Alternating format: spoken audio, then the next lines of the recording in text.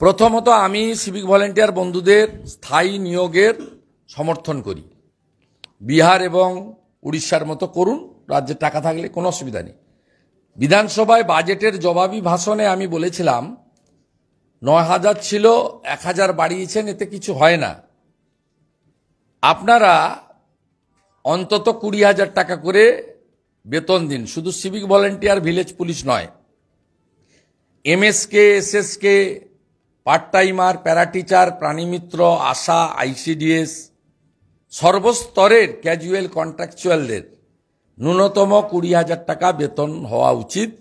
এটা আপনারা জানেন। ১০ তারিখে আমি যখন চন্দ্রিমা ভট্টাচার্য বক্তব্যের আগে ১৫ মিনিট স্পিচ দিয়েছিলাম, সেখানে কিন্তু আমি এই বিষয়ে উল্লেখ করেছিলাম। আমি মাননীয়া আমার ভাই বোন সিভিক ভলেন্টিয়ার্সদের অনুরোধ করব, এই ডাটাগুলো নিচ্ছে আপনাদের কাছ থেকে পোস্টাল ব্যালটগুলো নেবে বলে। সামনে লোকসভা ভোট, তৃণমূলের হার প্রায় সুনিশ্চিত। দ্বিতীয়ত, ভবিষ্যতে কোর্ট হতে পারে বা হবেই, কারণ পুলিশ রিক্রুটমেন্ট বোর্ডের যে গাইডলাইন আছে তাতে মাঠ এবং হাইট, চেস্ট, ফিজিক্যাল, সাথে সাথে রিটিন এক্সামকেও কোয়ালিফাইড করতে হয়। রাজ্য সরকার আপনাদের সমকাজে সমবেতন না দিয়ে একলপ্তে উড়িষ্যা বা বিহার সরকারের মতো পার্মানেন্ট না করে আপনাদেরকে এই ফর্মটা ফিল আপ করছে জুনিয়র কনস্টেবলের দৌড়ে রাখার জন্য। তাতে যে গলতটা মাননীয় মুখ্যমন্ত্রী করছেন সেটা হলো পুলিশ রিক্রুটমেন্ট রুলস যেটা আছে সেই রুলসকে কিন্তু তিনি পরিবর্তন করেননি। সম্পূর্ণ বেআইনি যেভাবে আজকে লক্ষ লক্ষ হাজার হাজার ছেলে মেয়ে, শিক্ষক, শিক্ষাকর্মী, বন দপ্তর, ফায়ার ব্রিগেড, মিউনিসিপাল রিক্রুটমেন্টে ফেঁসে গেছেন এই রাজ্যে, ঠিক একইভাবে সিভিক ভলেন্টিয়ার্স ভাই বোনেদেরও ফাঁসানোর জন্য এটা করছেন। আপনারা সমস্বরে দাবি তুলুন, আগে পুলিশ রিক্রুটমেন্ট রুলকে চেঞ্জ করুন, রুলস চেঞ্জ করুন, বিধানসভাতে রিক্রুটমেন্ট রুলসের আইন বদল করুন, তারপরে এই ভাঁওতাবাজি দিন আর সদিচ্ছা থাকুন এটা করুন। দুটো কারণ, একটা হচ্ছে সবাই জানে 2014 সালে মার্চের 1 তারিখ বা 2 তারিখ ভোট ঘোষণা হয়েছিল, 2019 সালে 10 তারিখে ঘোষণা হয়েছিল মার্চে। সবাই জানে যে মাননীয় প্রধানমন্ত্রীও তার মন কি বাতে বলেছে যে মার্চ মাসে ভোট ঘোষণা হতে পারে বা হওয়ার আমরা আশা করছি। আমরা তো বলতে পারি না, ইসিআই বলবে। তা মার্চের যে কোনো দিন ভোট ঘোষণা হয়ে যাবে। তাই এই ফর্ম, এই যে ঢপবাজির ফর্ম, চিটিংবাজির একটা ব্যবসা, শান্তনু সিনহা, বিজিতেশ্বর রাউত আর তপন মাইতিকে দিয়ে এই ব্যবসাটা খুলেছে। এদের সব ডিটেলস নিয়ে পোস্টাল ব্যালটগুলো নেবে আর ঢপবাজি মেরে ফর্মটা ফিল আপ করিয়ে রাখবে যে দিল্লির ভোটতে তো যা হয় হবে, আমরা তো এখানে আছি, আরো কিছুদিন আছি, আমরা এটা করে দিয়ে যাব। তাই আমি আপনাদেরকে সতর্ক করার জন্য, ভবিষ্যতে যাতে আপনারা বিপদে না পড়েন এবং আপনারা যাতে সমস্বরে পুলিশ রিক্রুটমেন্ট রুলস চেঞ্জ করার দাবি করেন, সেজন্য আমি আপনাদের কাছে আবেদন করব। সাথে সাথে মুখ্যমন্ত্রী কুর্মী ভোট অর্থাৎ মাহাতো কমিউনিটির ভোট, যারা আমাদের দেশের অত্যন্ত একটি পুরনো প্রাচীন জনজাতি এবং অত্যন্ত অহংকারের গর্বের জাতি, তাদের এত সাদাসিধা জীবনযাপন, তাদের দেশমাতৃকার প্রতি ভক্তি এবং তাদের নানা রকম যে ভাষা থেকে শুরু করে সাংস্কৃতিক বৈচিত্র্য এবং পরিবেশ, দেবদেবীদের পুজো করা, গাছ থেকে, নদী থেকে, পাহাড় থেকে, এজন্য আমাদের মাহাতো কুর্মী সমাজ, তাদের সঙ্গে আমাদের একটা ভালো বন্ডিং, একাত্মতা রয়েছে। মুখ্যমন্ত্রী নিজে কুর্মী সমাজের যে আন্দোলন তারা এসটি হওয়ার জন্য করছিলেন, গত বছর অনেক দমনপীড়ন করেছেন, অনেক মাহাতো নেতাদেরকে গ্রেপ্তার করেছেন, তাদের বাড়িতে রেড করেছেন এবং মুখ্যমন্ত্রীর মাননীয় ভাইপো, পশ্চিমবঙ্গের যুবরাজ, যাকে আদর করে আমরা কয়লা ভাইপো বা তোলাবাজ ভাইপো বলি, তিনি যখন বাঁকুড়া বা ঝাড়গ্রাম ইত্যাদি এলাকায় গেছিলেন, সেখানে বিশেষের বিশেষণে ভূষিত হয়েছিলেন এবং অনেক জায়গায় এই বিশেষণ তাকে শুনতে হয়েছে। তারপরে লোধাশুলি গুপ্তমুনি থেকে একাধিক মাহাতো নেতাকে 1 মাসেরও বেশি জেল খাটানো হয়েছিল। কিভাবে দমনপীড়ন করা হয়েছে এটা সবাই দেখেছে, কারণ ব্রিটিশদের বিরুদ্ধে আন্দোলনে যেমন বিরসা মুন্ডা, সিধু মুর্মু, কানু মুর্মু, চাঁদ মুর্মুদের বিরাট অবদান রয়েছে, তেমনি ঝাড়খণ্ডের আদিবাসী সমাজ মাহাতোরাও, তারাও এই স্বাধীনতা আন্দোলনে ব্রিটিশদের বিরুদ্ধে লড়াইতে উল্লেখযোগ্য অবদান রেখে গেছেন। মুখ্যমন্ত্রী বুঝেছেন যে কুর্মী সমাজের ভোট তো আমি পাবো না, তাই তিনি কিছুদিন আগে সামাজিক সংগঠনগুলোকে নবান্নতে ডেকেছিলেন। আমি সাংবাদিক সম্মেলন করে সেই বিষয়ে আমাদের পর্দা ওনাদের মিটিংয়ের কথোপকথন আপনাদের জানিয়েছি। মুখ্যমন্ত্রী গতকাল পুরুলিয়াতে গিয়ে কুর্মী সমাজের দাবির প্রতি তিনি সমর্থন জানিয়েছেন, আবার কুর্মীদেরকে গণ্ডগোল করে ইত্যাদি করে তারা খুব গণ্ডগোলে কমিউনিটি, এটাও বলেছেন, সবাই দেখেছেন। এবং সাথে সাথে তিনি বলেছেন সার্ভে করছেন, সার্ভে হলেই নাকি হবে, মানে এটা আরেকটা বড় ঢপবাজি বা মিথ্যাচার। আমি আপনাদেরকে এখানে কতগুলো কাগজ দেখাতে চাই। তাতে 2021 সালে নির্বাচনের আগে মমতা বন্দ্যোপাধ্যায় কুর্মী সমাজকে প্রথম জানিয়েছিলেন যে যে আপনাদেরকে এসটি স্ট্যাটাস দেওয়া হোক। দিল্লিতে লিখেছিলেন সঞ্জয় বনসাল। 2020 সালের ডিসেম্বর মাসে জনজাতি অর্থাৎ আমাদের জনজাতি এসটি সমাজের ব্যাপক আন্দোলনের ফলে তিনি ঠিক ভোট ঘোষণা হয়েছিল 26শে ফেব্রুয়ারি 2021, তার কয়েকদিন আগে সম্ভবত 18 বা 20 ফেব্রুয়ারি হবে, সেদিন চিঠি দিয়ে ভারত সরকারের কাছে উইথড্র করে নেন আগের এনওসিটা। তার পরবর্তী সময়ে ভারত সরকারের পক্ষ থেকে এসটি করার ক্ষেত্রে ক্লারিফিকেশন বা জাস্টিফিকেশন যে বারে বারে পশ্চিমবঙ্গ সরকারকে জানতে চাওয়া হলেও পশ্চিমবঙ্গ সরকার এর উত্তর দেয়নি। মমতা বন্দ্যোপাধ্যায় জানেন আগামী 10, 12, 14 দিনের মধ্যে হয়তো ভোট ঘোষণা হতে পারে, ইসিআই করতে পারে, তাই তিনি 15 দিন 10 দিন আগে কুর্মী সমাজের নেতৃত্বকে ডেকেছিলেন। মাননীয় অজিত প্রসাদ মাহাতো, তিনি মুখ্যমন্ত্রীর ঢপবাজি, ধাপ্পাবাজি, মিথ্যাচার জানতেন বলে আসেননি, তবে তিনি তার প্রতিনিধিদের পাঠিয়েছিলেন, পরিমল মাহাতোদের। আর ঝাড়গ্রাম থেকে কুর্মী আন্দোলনের যারা বড় বড় নেতা, শিবাজি মাহাতো থেকে শুরু করে অনেকেই এই মিটিংকে উপেক্ষা করেন, কারণ তাদেরকে বিনা দোষে জেল খাটিয়েছে, বাড়ি বাড়ি গিয়ে পুলিশ টর্চার করেছে। আমি তাদের বাড়িতে বিরোধী দলনেতা হিসেবে গেছি, কোনো রাজনীতি নিয়ে যাইনি, তাদের পাশে দাঁড়ানোর চেষ্টা করেছি। কিন্তু রাজেশ মাহাতো সহ, যাকে মুখ্যমন্ত্রী প্রতিহিংসা নিয়ে খড়গপুরের স্কুল থেকে কোচবিহার ট্রান্সফার করেছিলেন রাতারাতি ভৃত্য বসুকে দিয়ে, ওকে ব্রাত্য বসু আমি বলি না, ওকে ভৃত্য বসু বলি, তা রাজেশ মাহাতো যে কোনো কারণে হোক তারা গেছিলেন। সেখানে আমি যেদিন বাজেট ভাষণে বলেছিলাম 10ই ফেব্রুয়ারি যে আপনার এই বাজেটে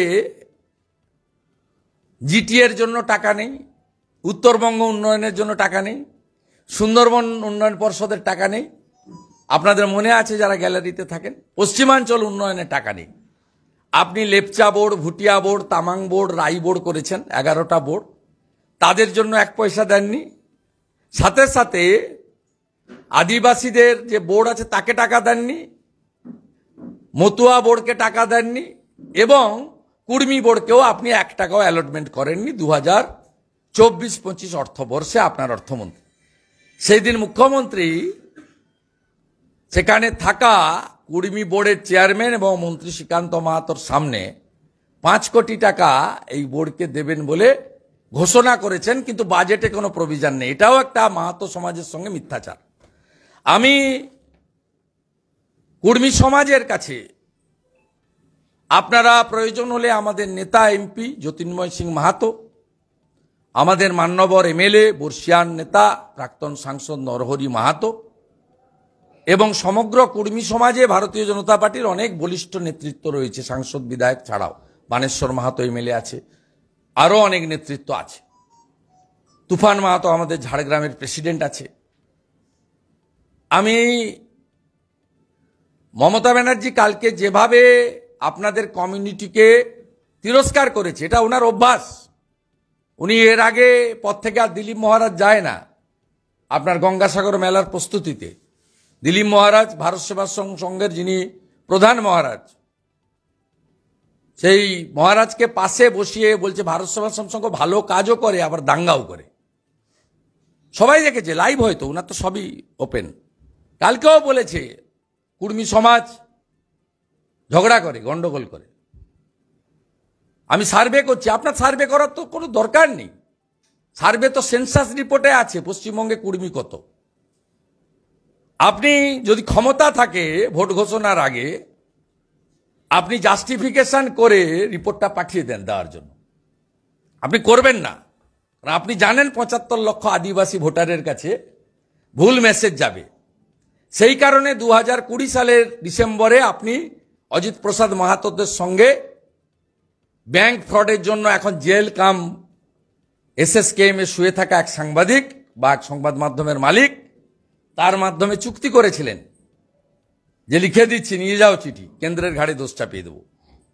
পরবর্তীকালে আপনি জনজাতি আদিবাসীদের ব্যাপক আন্দোলনে তরাই ডুয়ার্স থেকে শুরু করে একেবারে সিল্লা গোপীবল্লভপুর পর্যন্ত, মানবাজার বান্দোয়ান পর্যন্ত আপনি বাধ্য হয়েছিলেন উইথড্র করতে। তাই আপনার এই মিথ্যাচার, ঢপবাজি, এটা আমরা জানি। আমি আমার অত্যন্ত গর্বের কুর্মী সমাজকে বলবো, মমতা ব্যানার্জির এই মিথ্যাচারের কাছে ফাঁদে আপনারা কেউ পা দেবেন না। সাথে সাথে আমি আমাদের কুর্মী সমাজ তাদের কাছে আবেদন করব যে আপনারা মন্ডল কমিশনের লড়াইয়ের পরে গোটা ভারতবর্ষে ওবিসি এতে আপনারা অধিকার পেয়েছিলেন সংবিধানে। তৎকালীন যে মন্ডল কমিশনের লড়াই, যে লড়াইতে অটল বিহারী বাজপেয়ী, লালকৃষ্ণ আদবানি, বিশ্বনাথ প্রতাপ সিং এদের বিরাট ভূমিকা ছিল। আপনারা বলুন পশ্চিমবঙ্গে আপনাদের কেন ওবিসি বি করে রাখা হয়েছে? ভারতবর্ষের কোনো রাজ্যে আপনাকে ওবিসি বি করে রাখা হয়নি। মমতা ব্যানার্জি এমনি চাকরি বাকরি দেননি, তার মধ্যেও যে চাকরি বাকরি হয়েছে, প্রথম কথা কন্ট্রাকচুয়াল, ক্যাজুয়াল, সিভিক ভলেন্টিয়ার, প্রাণী মিত্র, এসব ক্ষেত্রে ওবিসি SC ST রোস্টার মানেন না। উনি পার্টির লোকদেরকে নিয়োগ করেছেন ওই বেলের মাধ্যমে লাগাতার BSK-তে 10,000 লোককে। সাথে সাথে পুলিশ রিক্রুটমেন্ট বোর্ড সহ যে কটা PSC-র যে কটা ছিটে ফোটা 100, 200, 50, 100 নিয়োগ হয়েছে, তার তালিকা যদি প্রকাশ করা যায়, আমি করে দেব প্রকাশ, একটা যদি মাহাতোর নাম দেখাতে পারেন কারা আছে মমতা ব্যানার্জির তথাকথিত ভোট ব্যাংক যারা, যাদেরকে অবৈধভাবে ওবিসি করেছে, আমি এখানে আর বাস কিছু বলতে চাই না, কারণ কোর্টে আগামীকাল হাইকোর্টে ডেট আছে, অনেকদিন ধরে লড়াই চলছে, আমি ওটা নিয়ে নিজে বলতে চাই না। কিন্তু আপনাদের যেটুকু অধিকার ভারতবর্ষের সংবিধান দিয়ে গেছিল মন্ডল কমিশনের লড়াইতে, সেই অধিকারও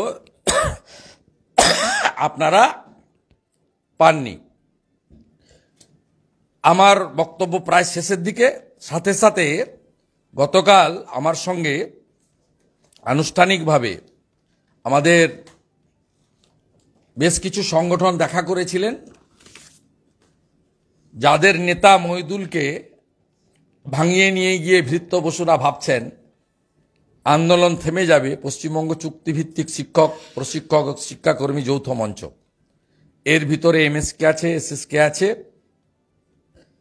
আপনার অন্যান্য আংশিক সময় শিক্ষকরা আছে। এরা একটা বড় আন্দোলনে নামছে।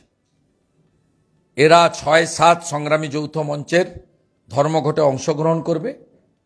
৩ তারিখে সংগ্রামী যৌথ মঞ্চের শহীদ মিনার সমাবেশে অংশগ্রহণ করবে এবং এরাও নিজেরা লাগাতার আন্দোলনে নামছে। আমি বিরোধী দলনেতা হিসেবে এদের দাবিকে লেজিটিমেট বা যুক্তিগ্রাহ্য বলে মনে করি এবং এদের সঙ্গে আমরা আছি। এদের লড়াই সংগ্রাম শান্তিপূর্ণ গণতান্ত্রিকভাবে এরা যাতে আন্দোলনের তীব্রতা বাড়িয়ে এই ভ্রষ্টাচারী মিথ্যাচারী সন্দেশখালীর মা বোনের ইজ্জত লুণ্ঠনকারী এই সরকারকে সরানোর ক্ষেত্রে সবাই একজোট বেঁধে আমরা রাজনৈতিক মঞ্চ থেকে ভোট ফর বিজেপি বলতে পারি। তো যারা অরাজনৈতিক মঞ্চ করে লড়াই করছেন, ভিন্ন ভিন্ন দলের লোক আছেন, তাদেরকে আপিল করব নো ভোট টু মমতা ডাক দেওয়ার জন্য। পশ্চিমবাংলার জনগণই ঠিক করে দেবে যে কারা সত্যিকারে বিশ্বাসযোগ্য এবং দায়িত্বশীল বিকল্প যারা বাংলাকে বাঁচাতে পারবে। কারণ কংগ্রেস টেস্টেড এবং rejected, CPM tested also rejected, আর তৃণমূলকে 13 বছর ধরে ভালো করে টেস্ট করা হয়ে গেছে।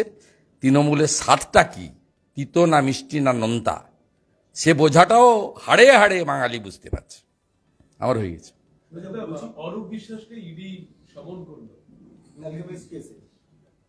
এটা মুকুলবাবু বলতে পারবে।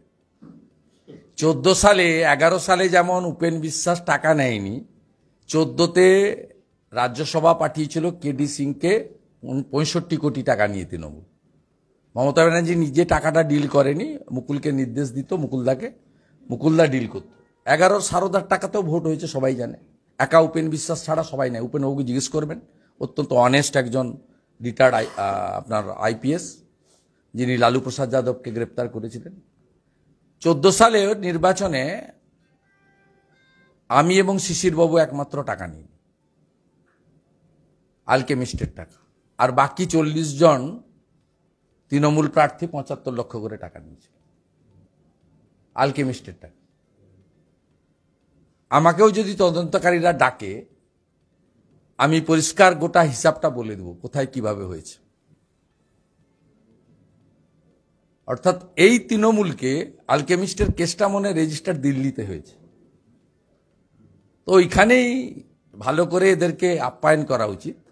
এখানে থাকলে তো উডবান ওয়ার্ডে ঢুকে পড়বে, এমনকি এই কালীঘাটের কাকুর মতো বাচ্চাদের আইসিইউতে ঢুকে পড়তে পারে।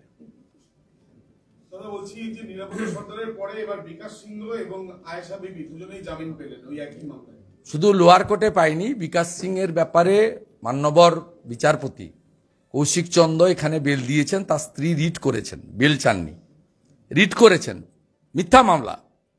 এবং সন্দেশখালীর যত মামলা হয়েছে, আমরা এই মামলা স্থগিতাদেশ চাই। আমরা সন্দেশখালীর অত্যাচারিতদের পরিবারকে দিয়ে রিট ফাইল করিয়েছি। আজকে বিচারপতি বিকাশ সিংদের বেল দিয়েছেন এখানেও, হায়ার কোর্টেও। সাথে সাথে রাজ্য পুলিশকে রাজ্য সরকারের আইনজীবীর মাধ্যমে হলফনামা দাখিল করতে বলেছেন। এবং এই মামলাগুলো যে মিথ্যা সাজানো, মমতা ব্যানার্জির নির্দেশে রাজীব কুমার এসব মামলা সাজিয়েছেন দমন পীড়নের নীতি নেওয়ার জন্য, সেটা সবাই জানে। এবং আমাদের বিশ্বাস সমস্ত মামলায় স্থগিতাদেশ হবে এবং নিরীহ গরিব অত্যাচারিত সন্দেশখালীর মা ভাই বোন দাদা দিদিরা, তাদের উপর এই ধরনের অত্যাচার বন্ধ হবে। ভারতীয় জনতা পার্টি শুধুমাত্র এলাকায় গিয়ে লড়াই নয়, রাজ্যব্যাপী ধর্ণা অবস্থান বিক্ষোভে নয়, আইনি লড়াইতে আমাদের লিগ্যাল সেল এবং বা বিশেষভাবে পারদর্শী আইনজীবীদেরকে দিয়ে আমরা সম্পূর্ণ লিগ্যাল প্রোটেকশন তাদেরকে দিচ্ছি এবং ভবিষ্যতেও দেব। সন্দেশখালীর নাম না করে মমতা বন্দ্যোপাধ্যায় বলছেন যে সন্দেশখালীকে নন্দীগ্রামের সঙ্গে তুলনা করবেন না, দুটো চরিত্র সম্পূর্ণ আলাদা, নন্দীগ্রাম এবং সিঙ্গুর। মমতা ব্যানার্জির নিজের রাজনৈতিক ক্যারেক্টারটা বদলে গেছে, তো ওই জন্য উনি এইসব কথা বলছেন। নন্দীগ্রামে লক্ষণ শেঠ জমি দখল করতে গেছিল, গ্রামবাসীরা প্রতিরোধ করেছিল কালো পতাকা নিয়ে, কোনো পার্টিকুলার ঝান্ডা নিয়ে নয়। সেই বর্ষতা বিরোধী সংগ্রামে গুলি চালিয়ে 41 জনকে খুন করা হয়। নন্দীগ্রামেও এইভাবে লাগাতার পার্টি অফিসে ডেকে নিয়ে গিয়ে হয়তো মা বোনের ইজ্জত সম্ভ্রম লুণ্ঠন হয়নি, তো 14ই মার্চের পরের দিন 15ই মার্চ 2007 অধিকারীপাড়া, গারুপাড়া এবং মালপল্লীতে 307 জন মহিলার ইজ্জত সম্ভ্রম একদিনে লুণ্ঠন হয়েছিল। মায়ের সামনে মেয়ে, মেয়ের সামনে মা, বর্বরচিত ঘটনা। এবং নন্দীগ্রামে যে শহীদ হয়েছে যারা, তাদের মধ্যে পার্বতী মিত্র 75 বছরের বৃদ্ধা, শ্যামলী মান্না গৃহবধূ এবং বাসন্তী জানা থেকে শুরু করে একাধিক মাতৃমণ্ডলীর ভূমিকা ছিল। তাই সন্দেশখালীতে যেভাবে জমি লুট, মহিলাদের ইজ্জত সম্ভ্রম লুট, ভোটাধিকার লুট হয়েছে, ঠিক একইভাবে নন্দীগ্রামে জমি অধিগ্রহণ এবং মা বোনের ইজ্জত লুট হয়েছিল। যদিও ভোট লুট করতে পারেনি আমাদের প্রতিরোধে, এবং তৎকালীন সিআরপিএফের ডিআইজি অলোক রাজের 2008-এর পঞ্চায়েতে বিশেষ ভূমিকার কারণে। তাই নন্দীগ্রাম এবং সন্দেশখালীর মিলটা এখানেই আছে। বর্ষতা বিরোধী সংগ্রামে পতাকা ছাড়া গ্রামবাসীরা দলমত বর্ণ নির্বিশেষে একজোট হয়ে অত্যাচারী শাসকের বিরুদ্ধে, অত্যাচারীদের বিরুদ্ধে লড়াই করেছিল। নন্দীগ্রামে সামনে ছিল লক্ষণ শেঠ, আর তার মাথায় হাত ছিল সিপিএমের। আর সন্দেশখালীতে অত্যাচারের কিংপিন হলেন মাফিয়া ডন, মমতার আদরের দুলাল শেখ শাহজাহান। তার মাথায় হাত এই রাজ্যের বিখ্যাত পিসি মাননীয় মমতা ব্যানার্জি।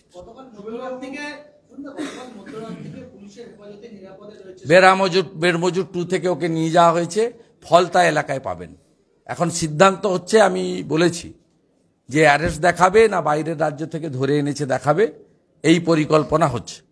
আজকে রাতে দেখাবে না কালকে দেখাবে, না প্রধানমন্ত্রী যখন আরামবাগে এসে পৌঁছাবেন সেই সময় দেখাবে, এই সিদ্ধান্তটা ভাইপো, রাজীব কুমার আর পিসি 3 জন মিলে করছে। এই মুহূর্তে শাহজাহানের বাড়ির সামনে প্রচুর জমায়েত, ওখানকার মানুষদের প্রচুর জমায়েত দেখা যাচ্ছে। শাহজাহানের নামে পোস্টার পড়ছে, তৃণমূলের সৈনিক, এই শব্দটাকে উল্লেখ করে। কিভাবে দেখছেন পুরো বিষয়টা? এটা তৃণমূল থেকে করানো হচ্ছে। কিভাবে করবেন? শাহজাহানের বেনিফিট যারা পেয়েছেন, কিছু কিছু লোক তো আছে, আর পিছন থেকে এটা আর্টিফিশিয়ালি করা হচ্ছে। আপনি দেখেছেন, আমি যেদিন গেছিলাম সেদিন মানুষের স্বতঃস্ফূর্ততা, শঙ্করধ্বনি, পুষ্পবৃষ্টি, সেটাকে কাউন্টার করার জন্য আমরা হাড়োয়া, মিনাখা, বসিরহাট, বারাসাত, অন্যান্য জায়গা থেকে সুন্দর করে দামি সমস্ত জামা কাপড় পরিয়ে কিভাবে আর্টিফিশিয়ালি সুজিত বসু আর পার্থ মৌমিক 2 কর্মচারী যেদিন গেছিলেন, করানোর চেষ্টা হয়েছে। মানে কিলিয়ে কাঁঠাল পাকানোর মতো, কার্বাইড দিয়ে যেমন আম পাকানো হয় সেরকম। সেগুলো লোক দেখছে, তো হাতে হাতে স্মার্টফোন, কোনটা আর্টিফিশিয়াল আর কোনটা ন্যাচারাল পশ্চিমবঙ্গের লোক দেখছে। এখন বলছেন যে কিছু কিছু মিডিয়া লাগাতার বিজেপিকে দেখায়, মিডিয়াকে দীর্ঘক্ষণ ধরে আক্রমণ দেখা যাচ্ছে। বিধানসভার অভ্যন্তরে মিডিয়াকে প্রায় 15 মিনিট আক্রমণ করেছে। মিডিয়া এখন কি চক্ষু শুরু হয়ে বোঝা যাচ্ছে বিজেপি কাজ করছে। আমাকে আটকে রাখা হয় ইলিগালি, সিঙ্গেল বেঞ্চের অর্ডারকে চ্যালেঞ্জ করে, বলে ডিভিশন বেঞ্চের অর্ডার না আসা পর্যন্ত ঢুকতে দেব না। আপনাদের সামনে বলেছেন, আপনারা তো কখনো এটা নিয়ে টকশো করেন না, বলেন না যে একজন আইপিএস অফিসার, একজন ডিএসপি, তারা দাঁড়িয়ে থেকে বলছে যে ডিভিশন বেঞ্চে জাজমেন্ট আসা অব্দি আপনাকে ছাড়বো না, আপনাকে দুটো কথা শুনিয়ে দিলাম, আপনাকে ঢুকতে দেবো না আর ডিভিশন বেঞ্চ কমপ্লিট না হওয়া পর্যন্ত। কি সাহস, কি অধ্যত্ত, জুডিশিয়ারিকে পর্যন্ত মানে না, অথচ বৃন্দা করাতের পারমিশন লাগে না। সেই কারণে বিজেপি চক্ষুশূল। মমতা ব্যানার্জি এই বিরোধী দেখেনি, 21-এর পরের যে বিরোধী দেখছে, এই বিরোধিতা মমতা ব্যানার্জি 11 থেকে 21 দেখেনি। তাই বিজেপি কাজ করছে, বিজেপি লড়ছে, বিজেপি আওয়াজ তুলছে, BJP no setting opposition, BJP বিমানবাবুর মতো ফিশ ফ্রাই খাওয়া অপোজিশন নয়। সেই কারণে আপনারা বেশি করে দেখাচ্ছেন, ঘটনা চাপবেন কি করে, টিআরপি নেমে যাবে তো। আর মিডিয়াদের মধ্যেও একাংশ মনে করেছেন যা হচ্ছে অন্যায় হচ্ছে। গত 12-13 বছরে আপনাদের বহু লোকের সঙ্গে বিভিন্নভাবে প্রেসার করে করা হয়েছে, এবং নাম করে আমি বলতে বাধ্য হচ্ছি, অত্যন্ত সজ্জন বাঙালি অভিক সরকার, তাকেও পার্কস্ট্রিটের একটি ঘটনাতে নন বেলেবল কেস করে দেওয়া হয়েছিল, ওনাকে বেল নিতে হয়েছে, সরে থাকতে হয়েছে। ইউটিউবারদের সঙ্গে যা করা হয়েছে, একটা মানব গুহ থেকে, শফিকুল থেকে, সন্ময়দাকে পুরুলিয়া পর্যন্ত তুলে নিয়ে তাকে শারীরিক নির্যাতন, এ অসংখ্য উদাহরণ আছে। এবারে সন্টু পানের সঙ্গে যা হয়েছে, এবিপি আনন্দের ভাইস চেয়ারম্যান সুমনদের সঙ্গে যেভাবে ইলিগালি করা হয়েছে, তারপরেও তো অন্য ইউটিউবাররা আছে, আমি সংক্ষেপে সবার নাম বলতে পারলাম না, অন্য চ্যানেলগুলো আছে, কেউ ছাড় পায়নি। এবারে ভয় দেখাচ্ছে, যে মাথা নত হচ্ছে সে গুড বয় বা গুড গার্ল হয়ে যাচ্ছে, যে মাথা নত করছে না তার বিরুদ্ধে বাইরে গিয়ে as like as barking dog বলতে হচ্ছে। আপনারা কাজ চলে যান, কাজ চালিয়ে যান, হাতি চলে বাজার, কুত্তা ভোকে হাজার।